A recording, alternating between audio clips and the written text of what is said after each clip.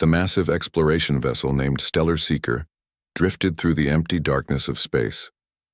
Its gleaming hull reflected the distant starlight as it patrolled the outer regions of the Cygnus Arm, far from the busy central worlds of the Galactic. Confederation Captain Doe stood on the bridge, his four-fingered hands clasped behind his back as he gazed at the main view screen. He was tall and slender like most members of his species, with pale blue skin that seemed to shimmer under the soft lights of the command center. "Captain, we're picking up an unusual signal," said Officer Park, her antennae twitching with excitement as she monitored the sensor station. "It doesn't match any known Confederation patterns." Doe moved to her side, looking down at the console. "What can you tell me about it?" "It appears to be a beacon of some kind," Park replied, her fingers dancing across the control panel. "The signal is strong, but uses an encoding method I've never seen before." The captain nodded thoughtfully. His people were known throughout the galaxy for their careful, methodical approach to exploration.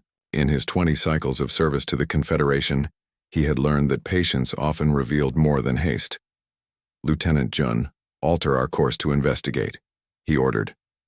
"Science Officer Ju, begin full spectrum analysis of the signal." The bridge crew responded with efficient movements. The Stellar Seeker's engines hummed as the massive ship changed direction, heading toward the mysterious signal. Science Officer Ju, a short, stocky being with thick gray skin and 6 eyes arranged in a circle around his head, turned from his station. "Captain, preliminary results suggest the signal is coming from a ship, but there's something strange about the energy readings." "Strange how?" Doe asked. "The technology appears far more advanced than anything in our databases," Ju explained, his voice conveying both excitement and concern. "And there's something else. The signature suggests the ship might originate from a high-gravity world." "Captain," Doe felt a flutter of unease in his 3 hearts. High-gravity worlds were rare and typically hostile to most forms of life in the Confederation. Most species had evolved on planets with relatively mild conditions. "How high?" he asked. Ju hesitated. "If these readings are correct and Class 115. A shocked silence fell over the bridge. In the Confederation's planetary classification system, Class 115 was reserved for the most dangerous, most hostile worlds in known space. Death worlds, they were called. Planets with crushing gravity, toxic atmospheres, extreme temperature variations, deadly radiation, and often aggressive life forms that had evolved to survive such harsh conditions. Most Confederation species couldn't survive on a Class 115 world for more than minutes without extensive protection. The thought that any intelligent species could evolve on such a planet, let alone build advanced spacecraft, was almost unthinkable. "Are you certain?" Doe finally asked. "The readings are clear," Ju confirmed, "though I admit I find it difficult to believe." Captain Doe turned to Communications Officer Min. "Send a message to Confederation Command. Inform them we've detected a possible ship of unknown origin that may be from a Class 115 world. Request guidance." Min nodded and began transmitting the ICR message. Due to their distance from Confederation space, it would take hours to receive a response. "Lieutenant Jun, continue approach but maintain safe distance. Full sensor sweep. I want to know everything about that ship before we get any closer," Doe ordered. The Stellar Seeker moved cautiously toward the source of the signal. As they drew nearer, the ship's sensors provided more detailed information, and a holographic image formed in the center of the bridge. The unknown vessel was unlike anything they had seen before. Its hull was thick and heavily reinforced, with strange protrusions and recesses that made no sense to Confederation engineering standards. It was relatively small compared to the Stellar Seeker, perhaps a quarter of its size, but the density readings were off the charts. "It's built like a fortress," commented Chief Engineer Kang, who had been called to the bridge to offer his expertise. "The hull material is some alloy I've never encountered. And look at those propulsion systems. They're generating energy levels that should be impossible for a ship that size." Science Officer Ju made a sound of surprise. "Captain, the translation matrix has deciphered part of the signal. It's a warning." "What kind of warning?" Doe asked.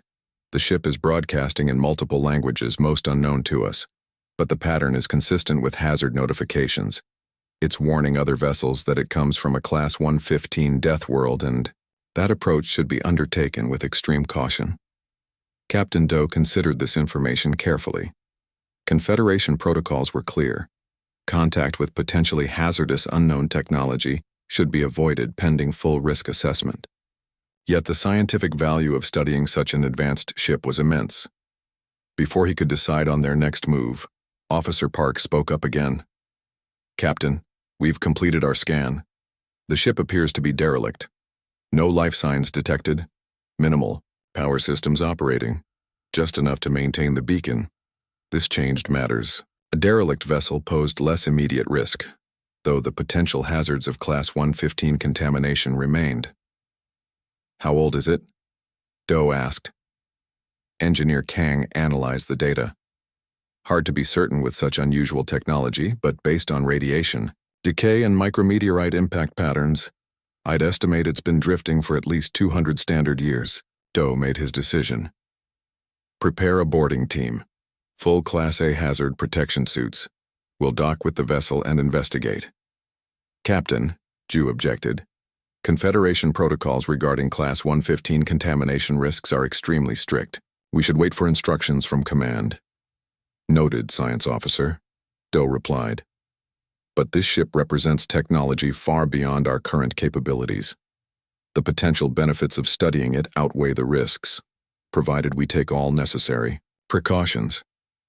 The boarding team was assembled quickly. Security Chief Han led the group, which included Science Officer Ju, Engineer Kang, and 3 security personnel. They wore the most advanced protective gear available to Confederation forces, bulky suits designed to shield them from extreme conditions. As the team prepared to board their shuttle, the Stellar Seeker's sensors detected something that changed everything. "Captain," Park called out, her voice rising with alarm. "I'm detecting movement inside the derelict, and energy spikes consistent with active technology." "Life signs?" Doe asked sharply. "Yes, sir. Faint, but present. Something is alive in there, and it's using the ship's systems." The boarding team froze, looking to Captain Doe for instructions. "Proceed with extreme caution," he ordered. "Chief Han, your team is authorized to use non-lethal force if threatened. Primary objective is now to determine what species is aboard that vessel and assess whether they pose a threat to Confederation security." As the shuttle detached from the Stellar Seeker and approached the mysterious ship, none of them suspected that they were about to make first contact with a species that would change their understanding of the galaxy forever. The boarding shuttle docked with a gentle thud against the hull of the mysterious vessel. Chief Security Officer Han checked his protective suit one final time, making sure every seal was secure. The heavy Class A hazard protection gear made movement difficult, but it was their only defense against whatever deadly environment might await them inside. "Remember," Han said to his team through the suit's communication system, "we stay together. Touch nothing without scanning it first. This ship is from a Class 115 death world. Everything about it could be dangerous." The 5 members of the boarding party nodded inside their helmets. Science Officer Ju adjusted his scanner, while Engineer Kang prepared the cutting tools they might need to access sealed sections. The 3 security personnel checked their stun weapons. "Cutting the entry point now," said Kang, activating a laser tool that slowly carved through the unknown metal of the ship's airlock. To their surprise, before Kang could finish cutting, the outer door of the airlock slid open on its own. "That's impossible," whispered Ju. "The ship's systems shouldn't recognize our approach protocol." Han raised his weapon. "Someone is controlling the ship. Stay alert." The team entered the airlock cautiously. The inner door remained closed. Ju ran his scanner over the walls. "The material composition is unlike anything in our database," he reported. "And the gravity, it's nearly twice Confederation standard in here." The team felt the increased pull immediately, their movements becoming even more labored in the heavy suits. The inner door suddenly opened, revealing a dimly lit corridor beyond. "We're being invited in," said Kang nervously. Han took the lead as they entered the main body of the ship. Their suit lights illuminated a passage that seemed designed for beings larger than themselves. The air, according to their sensors, contained elements that would be toxic to most Confederation species. The temperature readings fluctuated wildly from one section to another, ranging from nearly freezing to uncomfortably hot. Who could live in these conditions? Wondered one of the security officers. They moved deeper into the ship, finding more evidence that the vessel was not as abandoned as they first thought. Tools lay scattered around partially completed repair work. Food containers that looked recently used sat on surfaces. A clothing item that resembled a jacket hung on a protrusion from one wall. "These items can't be more than a few days old," said Ju, scanning one of the food containers. "Someone has been living here." "But who?" asked Han. "And how are they surviving without protection suits?" They turned a corner and found their answer. Standing in what appeared to be the ship's control room was a figure unlike any they had seen before. The being was shorter than most Confederation species, with a solid build and pinkish tan skin. It had only 2 arms and 2 legs, with a round head topped with dark hair. Most shockingly, it wore minimal protective gear, just a small breathing apparatus covering its mouth and nose. The figure removed this breathing device, revealing a face with 2 forward-facing eyes, a small nose, and a mouth containing flat, white teeth. It was a female of her species, they realized as she smiled at them. "Hello there," she said in a clear voice that their translation devices immediately processed. "I was wondering when someone would investigate our signal. I'm Sue, engineering specialist from Earth Exploration Division." The boarding team stood frozen in shock. Not only was this being speaking to them casually, but she was doing so while exposed to conditions their protective suits were barely managing to shield them from. Han found his voice first. How are you surviving in here? This environment would kill most species we know." Sue looked genuinely surprised, then understanding dawned on her face. "Oh, of course. You're not used to Class 115 environments, are you? This is actually quite comfortable for me with just a small oxygen supplement. The gravity is a bit higher than Earth standard, but nothing we can't handle." "Earth?" repeated Ju, his scientific curiosity overcoming his shock. "Is that your homeworld?" "Yes," Sue replied. "We're humans from planet Earth in the Sol system. And you're a bit late to the party. We've been studying this ship for almost 3 months now." The revelation stunned the Confederation team. Not only was this being apparently comfortable in Death World conditions, but there were more of her kind aboard. "There are others like you here?" asked Han, still keeping his weapon ready. "My team is in the engine room," Sue explained, pointing down another corridor. "We've been trying to understand the propulsion system. It's quite fascinating, centuries ahead of our technology, yet somehow familiar in its basic principles." Engineer Kang could not contain his professional interest. "You've been able to understand the systems? We can't even identify the metal the hull is made from." "Oh, we had the same problem at first," Sue said with a casual wave of her hand. "But we found the ship's database. It's taken weeks to decode even a small portion, but we've learned enough to start making sense of the technology." Han was struggling to process this encounter. "You still haven't explained how you can survive here. Our scans indicate this ship is from a Class 115 Death World. The conditions should be lethal." Sue looked at them with an expression they would later learn was amusement. "Because we come from a Class 115 Death World ourselves. Earth is classified as that in your system, isn't it? High gravity, oxygen atmosphere, extreme temperature variations, radiation from our sun, diverse biosphere, including large predators. Sounds about right." The silence that followed was profound. The Confederation team tried to comprehend what they were hearing. A sentient species had evolved on a death world and not only survived, but thrived enough to develop spacefaring technology. "I think," said Science Officer Ju slowly, "that we should introduce ourselves properly and invite you to speak with our captain." "I'd be happy to," Sue replied. "Let me call the rest of my team. Our commander will want to meet your captain as well." She pressed a device on her wrist and spoke into it. "Kim, we have visitors. Confederation by the look of their technology. They seem very surprised to find us here." A male voice responded from the device. "Tell them we come in peace. I'll gather the team and meet you in the main chamber." Sue turned, back to the boarding party with a friendly expression. Commander Kim and the others will join us shortly. In the meantime, perhaps I can show you some of what we've discovered, unless those suits are becoming too uncomfortable. The gravity does take some getting used to.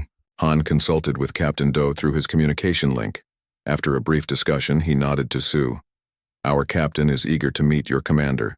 He suggests we return to our ship where we can speak more comfortably. Of course, Sue agreed. Though I should warn you, what's comfortable for us might be quite different from what's comfortable for you. As they waited for the rest of the human team to arrive, one thing became increasingly clear to the Confederation boarding party. They had just encountered a species that defied everything they thought they knew about life in the galaxy. A species that called a death world home, and for whom conditions that would kill most Confederation citizens were simply normal. The implications were both fascinating and terrifying. The meeting room aboard the Stellar Seeker felt tense. Captain Do sat at one end of the long table, with Science Officer Ju and Security Chief Han flanking him. At the opposite end sat Commander Kim, the leader of the human expedition. Two other humans, Sue and a man introduced as Engineer Lee, completed their delegation. The humans had agreed to wear light breathing masks out of courtesy to their hosts, though they had explained that they could survive without them for short periods. Even with this concession, the Confederation crew couldn't help but stare at the visitors. "Thank you for your hospitality, Captain Do," said Commander Kim. She was shorter than Sue, with dark hair pulled back tightly. Despite her small size, compared to many Confederation species, there was a commanding presence about her. "I understand our presence here must be quite surprising to you." "Surprising is an understatement, Commander," replied Captain Do. "Until today, we had no record of your species in our database, and the fact that you claim to originate from a Class A115 death world is difficult to comprehend." Kim nodded. "We've explored enough of the galaxy to understand that Earth would be considered extreme by most standards. We thought we were possibly the only ones crazy enough to evolve intelligence on such a harsh planet. Finding this ship suggests another species managed the same feat." Science Officer Ju leaned forward, his 6 eyes blinking in sequence. "If I may ask, how did humans manage to survive and develop technology on a world with such hostile conditions?" Engineer Lee spoke up. "From our perspective, Earth isn't hostile at all. It's home. Our bodies evolved to thrive there." He was a tall, lean man with a calm demeanor. "High gravity gave us dense bones and strong muscles.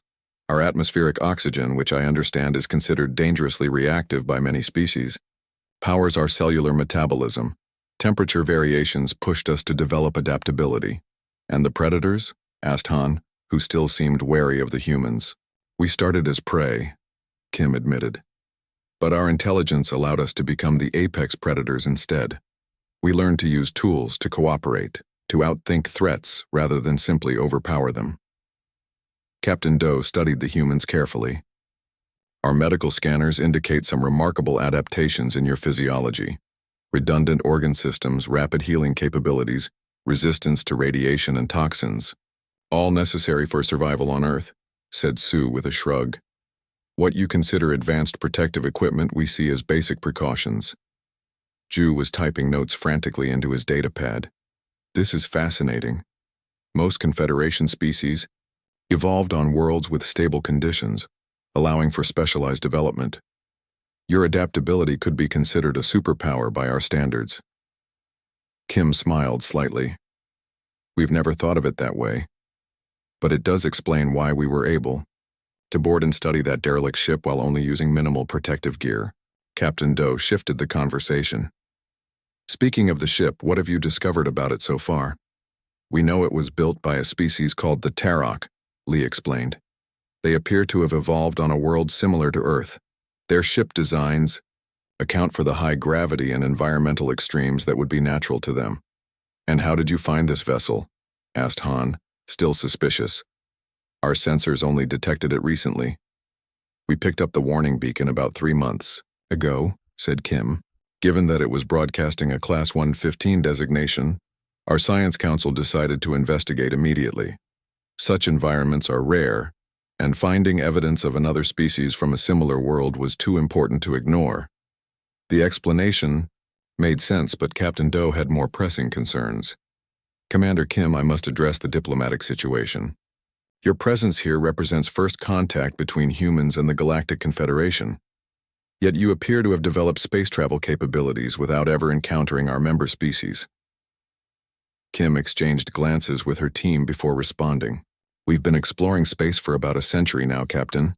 We've established colonies on several worlds within our solar system, and have begun expanding to nearby stars. We've encountered a few other species, but none that mentioned being part of a larger confederation. This revelation caused a stir among the Confederation officers. A spacefaring species had been active in the galaxy without their knowledge. The diplomatic and security implications were enormous. And your intentions? Asked Doe carefully. Exploration and peaceful expansion, Kim replied firmly. Earth is crowded, and humans have always been explorers by nature. We seek knowledge and new horizons, not conquest. Han looked skeptical. Yet your physical adaptations would make you formidable in any conflict. The room grew quiet. Kim met Han's gaze directly. Being strong doesn't mean we seek violence, Chief Han. In fact, our history has taught us the cost of war all too well. We've learned that cooperation achieves more than conflict. Ju, ever the scientist, redirected the conversation. The ship you've been studying. Have you determined its purpose? Why was it left abandoned? Sue shook her head. Not abandoned. We believe it was sent deliberately, almost like a message in a bottle. The Terok database contains historical records, scientific knowledge, and cultural information. Like a preservation effort, added Lee. We think something happened to the Terok civilization, and they wanted to ensure their knowledge survived. Captain Doe considered this information. Whatever the case, I believe we have mutual interests here. The Confederation would value learning more about both your species and this mysterious vessel. We propose a joint exploration effort, said Kim.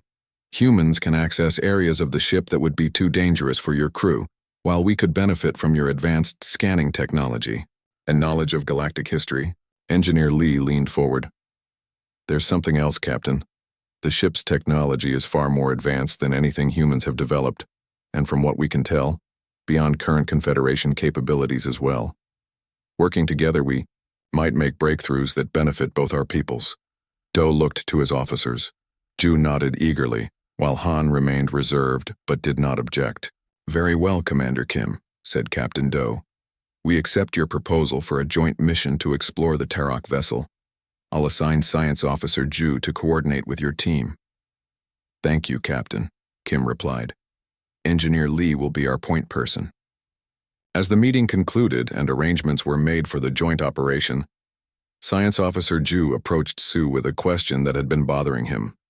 Earlier, you mentioned that humans had become apex predators on your world, he said, quietly.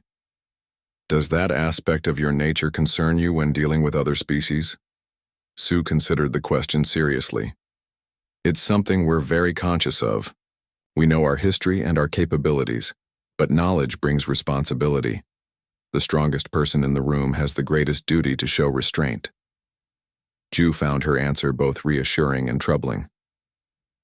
As the humans prepared to return to the Terok ship with the Confederation science team, he wondered what other surprises these Deathworld inhabitants might reveal.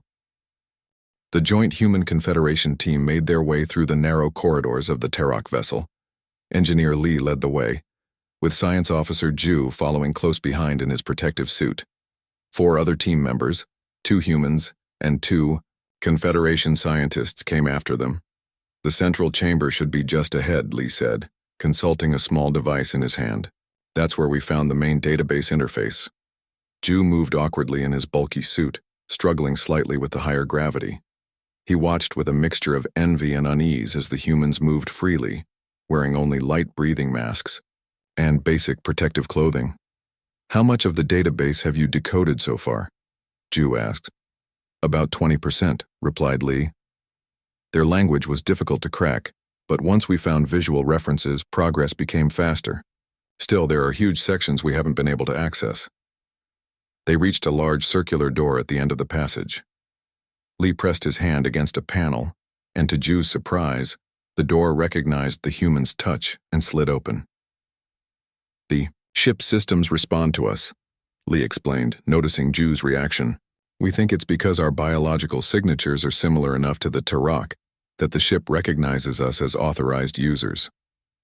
The central chamber was impressive, its ceiling arched high above them, covered in what looked like star charts. The walls were lined with glowing panels displaying strange symbols and diagrams. In the center stood a raised platform with a console made of a dark metallic material. Lee guided Ju to the console. "This is the main interface for the database. We've set up a translation program that converts Tarok script into our languages." One of the Confederation scientists, a data specialist named Gil, moved forward eagerly. "May I connect our systems? The Confederation has advanced decryption algorithms that might help access the locked sections." Lee nodded. "That's exactly why we proposed working together." As Gil began connecting Confederation technology to the Tarok console, Ju examined the star charts on the ceiling. "These constellations," he said, "they're viewed from a position about 20 light-years from Confederation space, in the direction of what we call the Orion Spur." Lee looked up with interest. "We noticed that, too. We think it might be the location of the Tarok homeworld." Gil suddenly made an excited sound. "The connection is working. Our systems are compatible with your translation program, and the decryption is proceeding much faster than expected."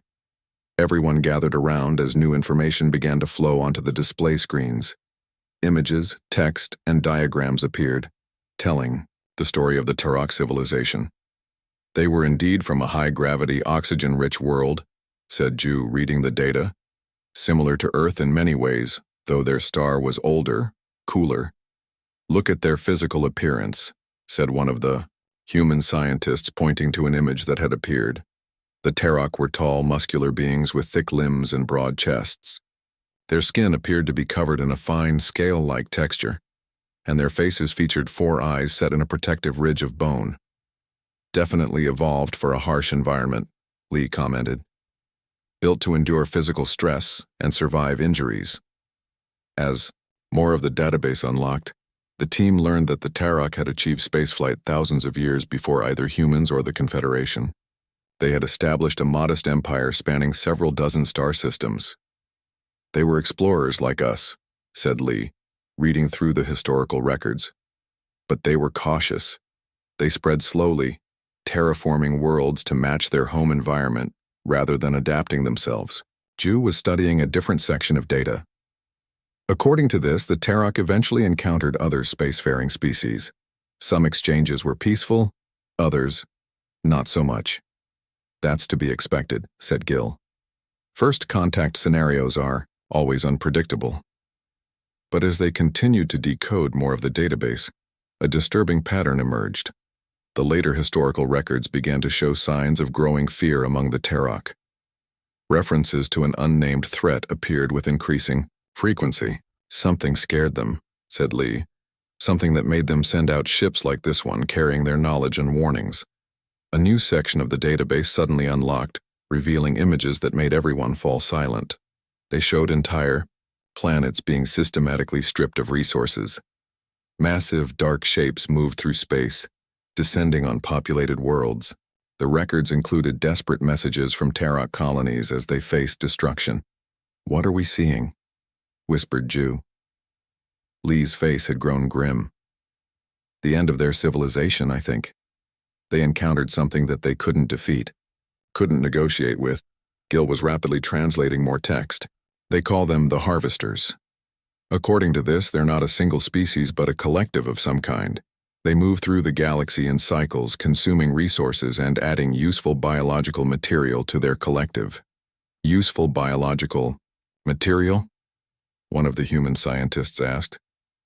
"Species with desirable traits," Gil clarified, his voice shaking slightly. "The Tarok were targeted specifically because of their resilience and adaptability. Traits evolved on their death world. The implications hung in the air. Humans shared many of those same traits." Ju turned to another section of data. "This ship wasn't a derelict at all. It was an arc and a warning beacon. The Terok sent ships like this in all directions, carrying their knowledge and warning about the harvesters. Does it say how long ago this happened? Lee asked. Gil checked the timestamps against Confederation standard dating.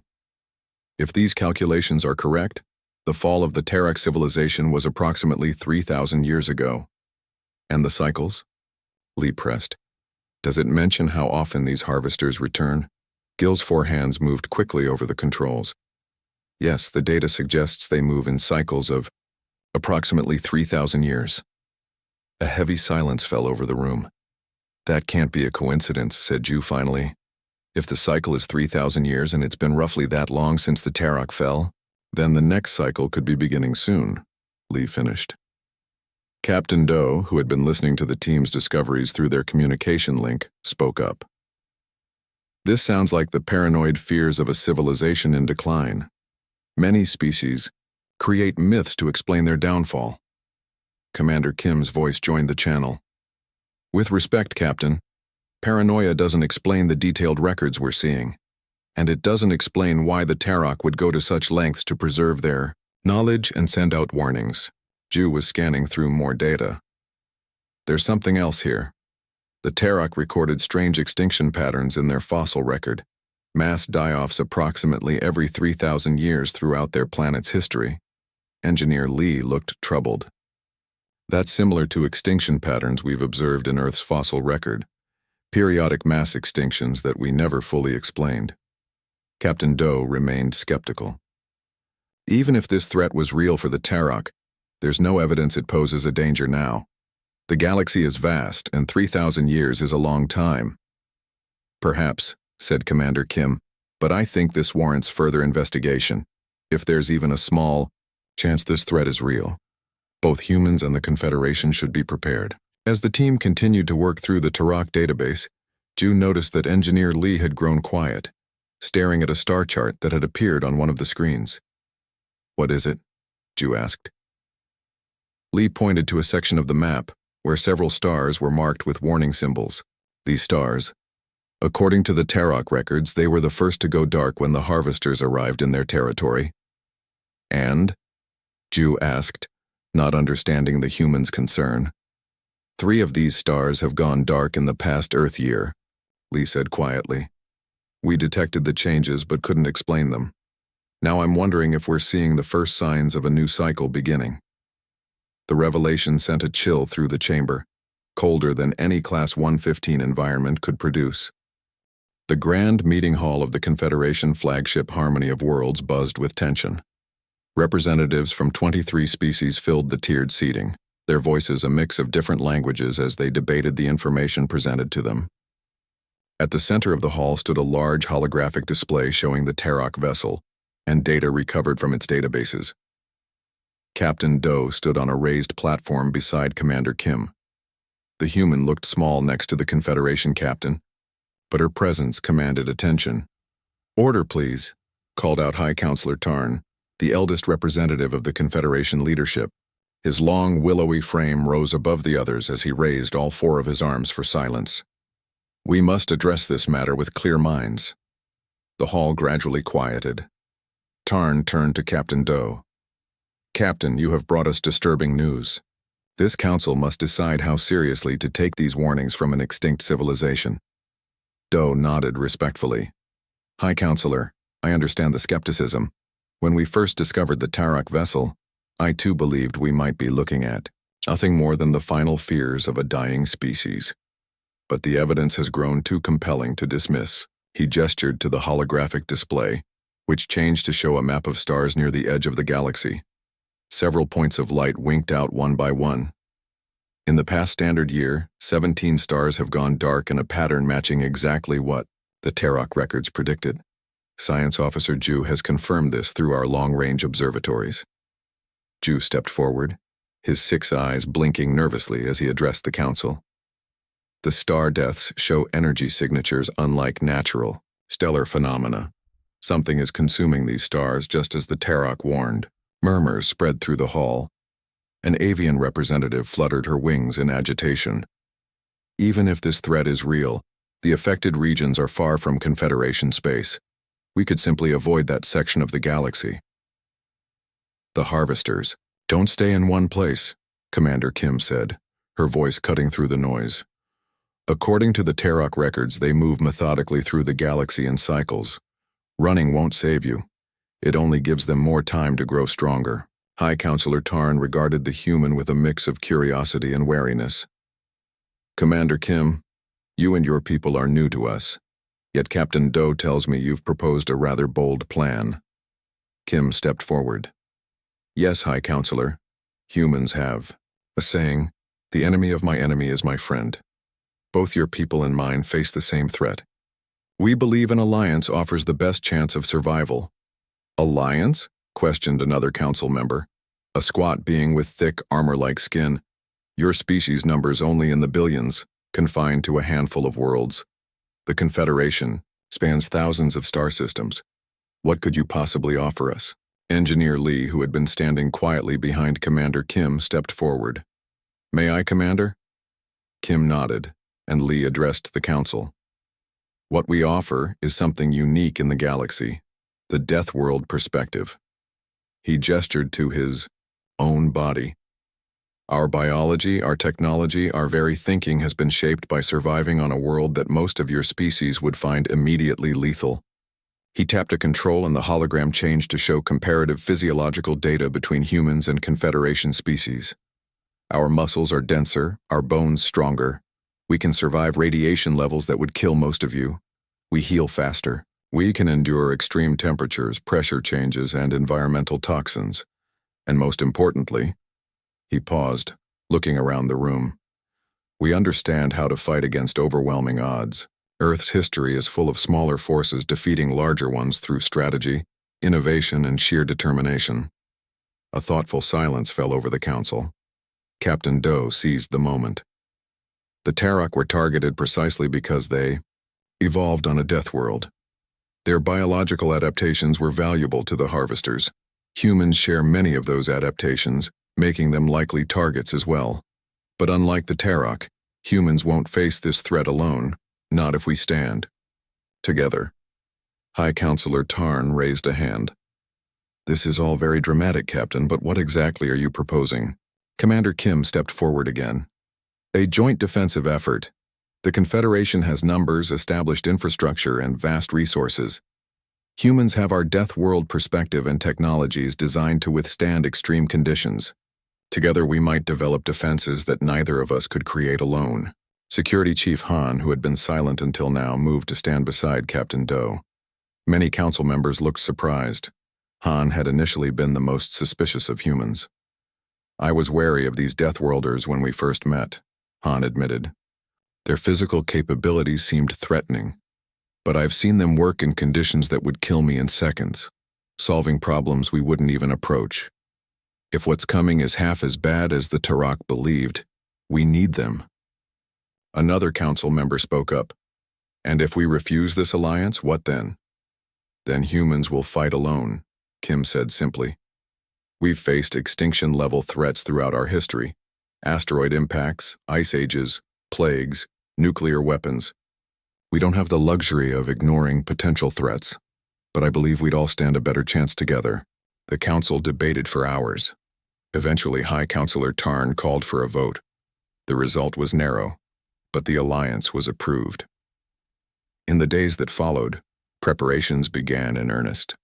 The humans revealed their full fleet, surprisingly extensive for a species unknown to the galactic community. 7 massive battleships, 20 cruisers, and dozens of smaller vessels took position alongside the Confederation Armada. Commander Kim invited Captain Do and his senior officers to tour the human flagship Earth's Vanguard. The Confederation officers marveled at the robust construction, redundant systems, and emphasis on crew survival above all else. Your ships are built like bunkers, observed Engineer Kang, examining the triple-layered hull. When you come from a world trying to kill you, explained Engineer Lee, you build everything to last. Meanwhile, aboard the Terok vessel, Sue and Science Officer Ju worked together to restore the ancient ship's main drive system. Ju watched in amazement as Sue casually adjusted connections in an engine room hot enough to boil water. Typical humans, he commented, his voice carrying a new respect.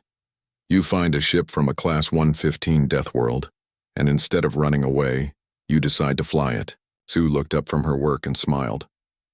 That's how we survived Earth. Whatever doesn't kill us becomes our next advantage. 3 days later, the combined fleet departed from Confederation space. Human and alien ships formed a united front as they established the first defensive line near the systems where stars had gone dark. Aboard the command vessel, Captain Doe and Commander Kim stood side by side, watching the tactical display. Do you think we can win? Doe asked quietly. Kim considered the question. I don't know, but I do know this. The Harvesters have never faced humans before, and they've certainly never faced humans and the Confederation working together. As they spoke, the sensors detected movement at the edge of the galaxy. Massive shapes began to emerge from the darkness between stars, moving with purpose toward the inhabited worlds. The battle for survival was about to begin. But for the first time, the Deathworlders would not face extinction alone.